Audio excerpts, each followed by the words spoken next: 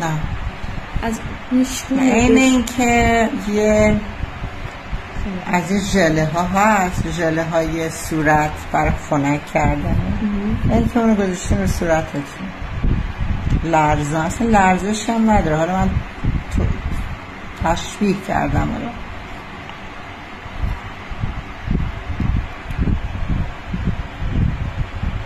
گاز که نمیگیره؟ نه چه احساسی داریم؟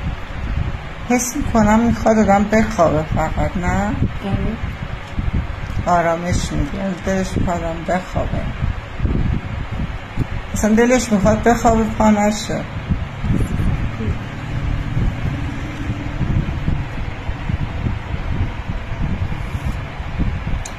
الان حس میکنم که کم کم دارن محیط صورت منو میدونن، راه میرن روش کم کم.